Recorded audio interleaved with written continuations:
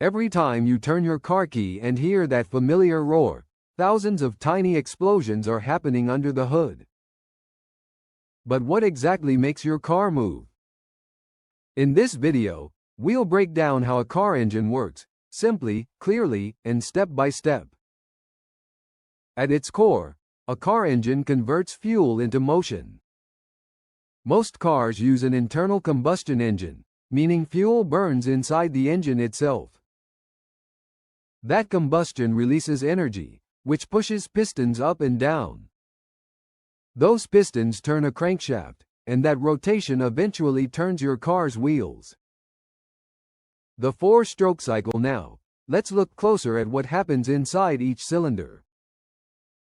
Almost all gasoline engines use something called the four-stroke cycle. First stroke. The intake stroke. As the piston moves down, the intake valve opens. A mixture of air and fuel is drawn into the cylinder, like taking a breath in. Second stroke. The compression stroke.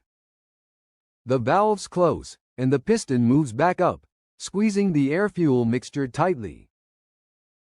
Compressing it makes the explosion stronger.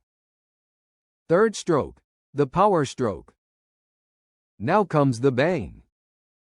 A spark plug ignites the compressed mixture. The explosion pushes the piston down with great force.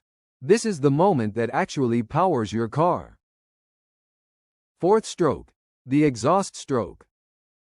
Finally, the exhaust valve opens, and the piston moves back up to push out the burned gases through the exhaust pipe. These four strokes happen in milliseconds and repeat hundreds of times per minute in each cylinder. Working together, most engines have 4, 6, or 8 cylinders working together in perfect timing. While one piston is in its power stroke, others are in different stages of the cycle.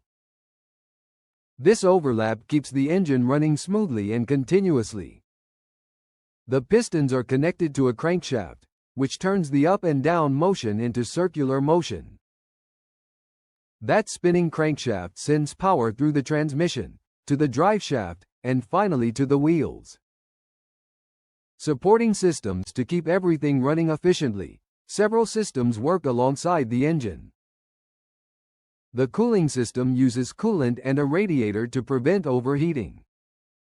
The lubrication system pumps oil through the engine to reduce friction between moving parts.